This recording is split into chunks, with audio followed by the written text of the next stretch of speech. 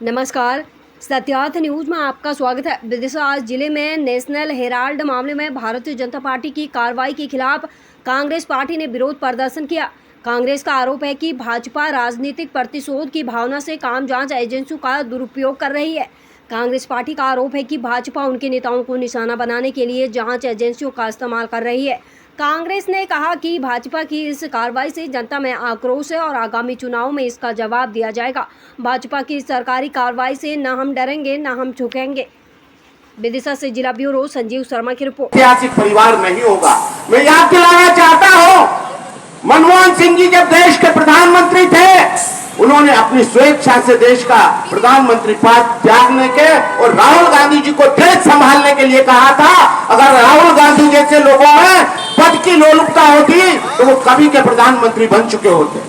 मेरे मित्रों, ये वो कांग्रेसी परिवार है और हम गर्व करते हैं कि हम उस कांग्रेसी परिवार के एक छोटे से अपने से हिस्सा है, कार्यकर्ता हैं। और हमारे वरिष्ठ नेताओं आदरणीय प्रताप बाबू शर्मा जी ने और हमने उनका कार्यकाल देखा है, उनके तौर तरीकों को देखा है।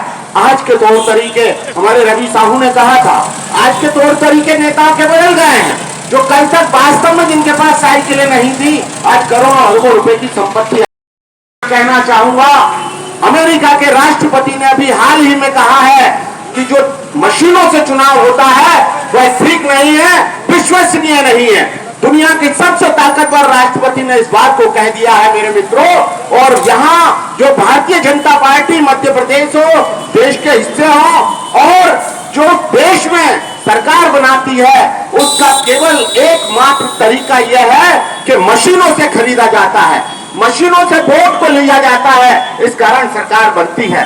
माता बहनों को 2500, 2200, 1200 रुपए की लालच देकर सत्ता को छीना गया है। सरकारी पैसे का दुरुपयोग करके उनको सरकारी पैसे से रिश्वत देकर उनसे वोट खरीदा जा रहा है साथियों। इस कारण भारतीय जनता पार्टी का बेनकाब पूरी तरह से हो चुकी है। आने वाले समय में भी हमारे राहुल गांधी आज जो देश के नेता प्रतिपक्ष बने हैं, आने वाला समय ऐसा आएगा कि इस देश के प्रधानमंत्री बनेंगे और हम सब अगली बार ही देखेंगे।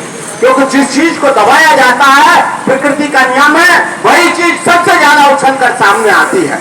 अंत में मेरे को वरिष्ठ नेताओं को सुनना है, मैं अपनी बात को समाप्त करता हूं। शायर ने कहा है, अब इंसान को अपने तरीकों को बदलना होगा, अब इंसान को अपने तरीकों को बदलना होगा। तीर शमशीर की नोकों पे मचलना होगा, सांप के फन को कुचलना ही नहीं है काफी, और पतोड़ों को भी चुन चुन के मचलना होगा। बहुत बहुत धन्यवाद। जय हिंद, जय भारत, जय कांग्रेस।